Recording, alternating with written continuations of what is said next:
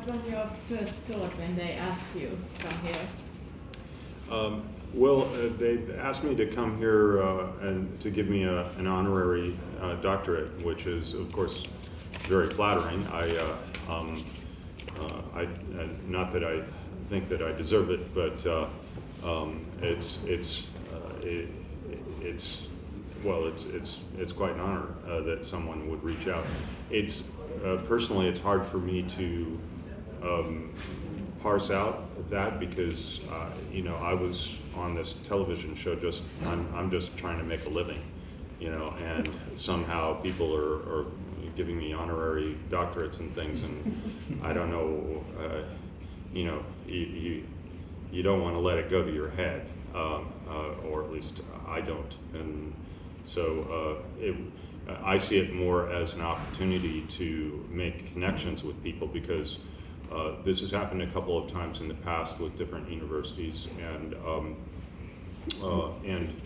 I've taken it as an opportunity to build a relationship. These things, when somebody reaches out to you like that, this is something that I would never have had I not been on the television show and had whatever success that we had, and so it's kind of an adventure. It's like like a new person that you just met that you never had any idea existed before, and who are they? What do they mean? So that was kind of my reaction. It's like I get to go to Finland and see what it's like there. I don't know anything about Finland. That's cool. Yes. So I'm Pia Kaskinen from the local Etelä-Saimaa newspaper. So do you have any ideas what the Lappeenranta Technical University is expecting from you through this honorary doctrine? Well, obviously I'm a celebrity, but the reason for that celebrity was somewhat unique, and it had to do with our promotion of science and engineering and critical thinking, and so we had become sort of standard bearers for that kind of thing, and I would presume that my involvement here with Lappeenranta University of Technology is, it's a promotional thing for the university, but also I think whether they want it or not, they're going to have a lot of they may have some surprises in terms of what I can contribute in real terms to technology and engineering and so on. The things that we did on the show, the creative engineering and whatnot, were not contrived. They were real, and I know personally that the biggest thing that I got out of doing that show for, it was about 14 years, was what I learned. And that was not insignificant. The insights that I've been able to gain from doing that work were mind-blowing because of the diversity of what we had a chance to experiment with.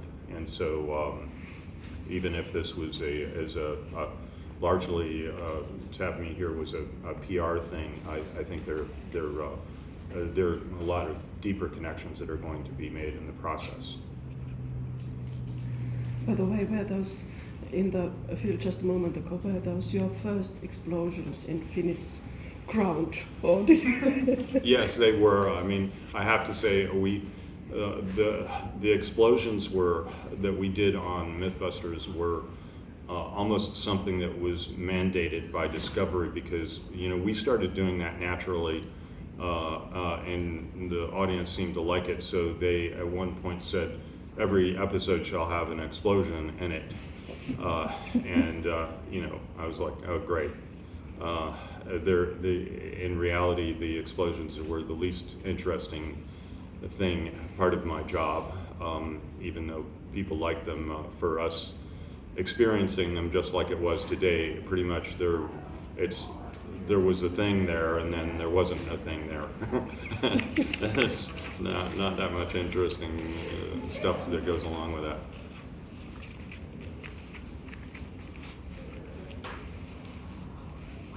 Someone else? Yes, sir. I'm Petri Partanen, writing for Finnish Engineers Association. So what have you been up to after Mythbusters? I understood you were working on 5 or so. Yes, I have the shop that you saw on Mythbusters existed as my shop before Mythbusters, and it's still there now afterwards. And I'm using it. It's my own personal research and development business. I'm doing a variety of research and development, prototyping, and for both private industry and military. I'm among other things involved with building a ship. I'm doing things to do with firefighting, with drones, there's a whole range of things.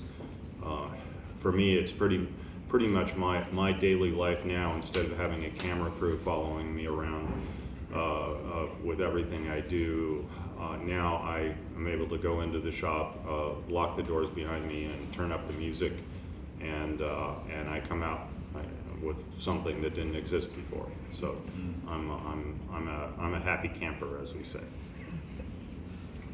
I'm Petri Kilmäki, Finnish Broadcasting Company. I asked you to come sauna with me, if you remember. Oh, email. Yes. Yes. Yes. And I said, no, I'm not going to go get nude in front of the media in some sauna. Okay, but this is the first time you are in Lappeenranta. Are you going to come again? I somehow think that I will. I very much like and approve of the university now that I've met the people here, and they've been very kind. And as I said, when these things have happened, it's an opportunity to make new connections, and it's for me it's an adventure. I don't know what this university is going to mean to me over the next few years, but they reached out, and so I'm going to see, and I'm looking forward to seeing exactly the answer to that question. It may be a casual thing that I'm here visiting and it was fun, or it may be something that we end up developing new technologies together. Who knows? I heard you are very good at Russian language. Are you going to teach Russian? It's 30 kilometers. I know it is. It's here, I think, right nearby. And I was in Petersburg only about a year ago. I studied Russian 35 years ago and never used it at all until a year ago. I can tell the terrain seems very similar here, the lakes and the woods and things like that. I think it's somehow a little nicer in Finland. I'm just saying. Any other questions? Have you ever had any regrets that you have studied linguistics, not engineering? That's an excellent question, and yes and no. I've been told by engineers that I had the benefit of not having studied engineering. So, in the sense that because I don't know that something's not possible, I'm not inhibited, and sometimes that there is a little bit of truth to that. I will launch myself into something and find that magically things just start to fall in place and things happen. One of the benefits of doing both Mythbusters and special effects, which I did for decades before, is that I was able to acquire a very diverse, very broad foundation of knowledge about different materials and processes. And so what that does is it allows you to extrapolate answers to questions and solutions to problems that you have no direct experience with.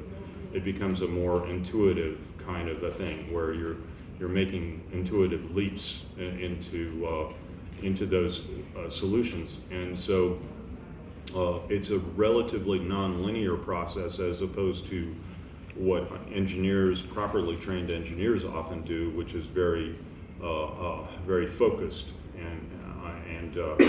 and linear. And so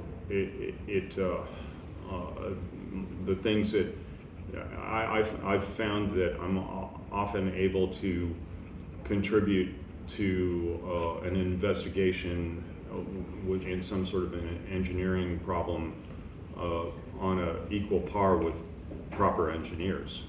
That said, I find it like I end up finding myself